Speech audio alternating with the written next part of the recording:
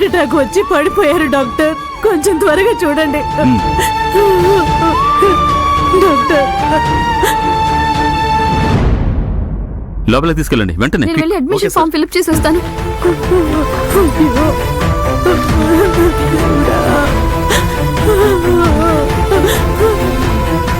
Excuse me. చెప్పండి madam. Admission తీసుకోవాలి. ఇందులో పేషెంట్ డీటెయిల్స్ అన్ని ఫిల్ చేసి సైన్ చేయండి మేడం. Thank you. థ్యాంక్స్.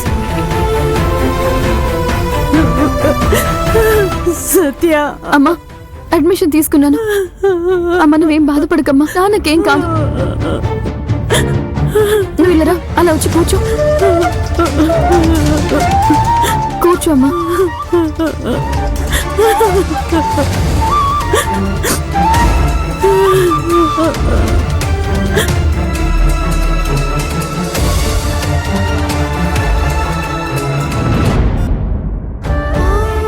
అమ్మా కొంచెం మంచినీళ్ళు తాగు. తాగమ్మా.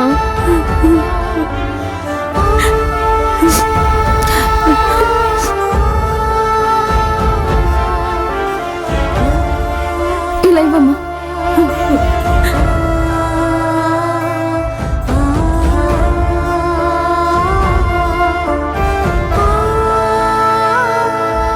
అమ్మా నాన్నకేం కాదమ్మా.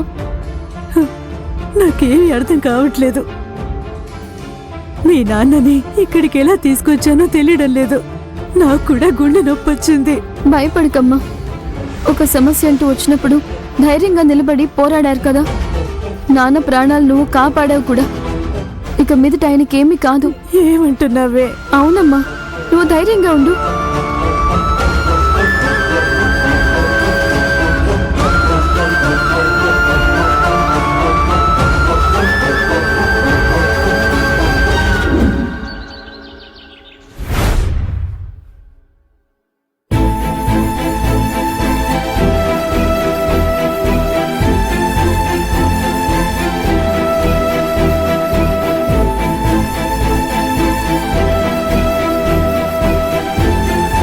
అందువల్ల మీరు కొంచెం. డాక్టర్ నా భర్తకి ఇప్పుడు ఎలా ఉంది డాక్టర్? అమ్మా మీరు భయపడేంతగా ఏం కాలేదమ్మా. ఆయన బాగానే ఉన్నారు.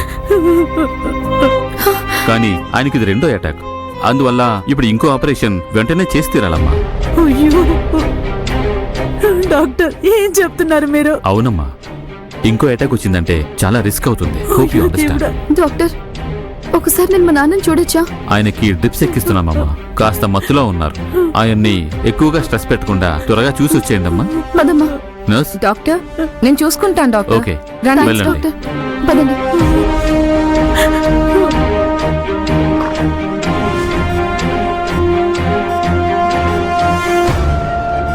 నాన్న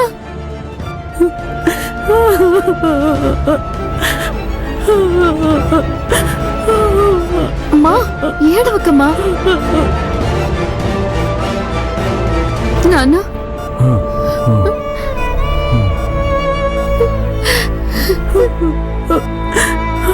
నాన్న ఇప్పుడు ఎలా ఉంది నాన్న? నాన్న నేను వచ్చేసాను నాన్న. మీరు ధైర్యంగా ఉండండి. ఇప్పుడు మీకే సమస్య లేదని డాక్టర్ గారు చెప్పారు.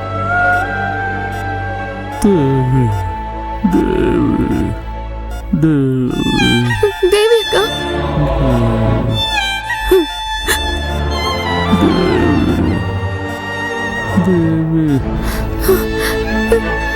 బస్ లో వెళ్తున్నప్పుడు దేవిని తలుచుకుని బాధపడుతూ ఉన్నారు సత్య. నాన్న మేడం ఏడవకండి, పేషెంట్ ని డిస్టర్బ్ చేయకండి. సరేమ్మా బయటికి వెళ్దాం. పదమ్మా వెళ్దాం.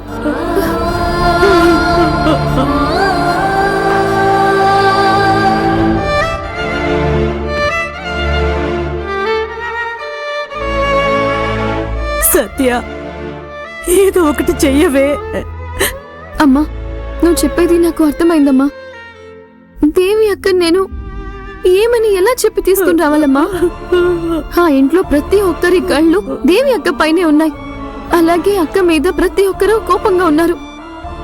అక్కడిక్కడికి తీసుకురావడం చాలా పెద్ద రిస్క్ అమ్మా. అర్థమైంది సత్య, కానీ దాని ముఖం చూస్తే మీ నాన్న కొంచెం కోలుకుంటారు. ఎలాగైనా తీసుకురామ్మా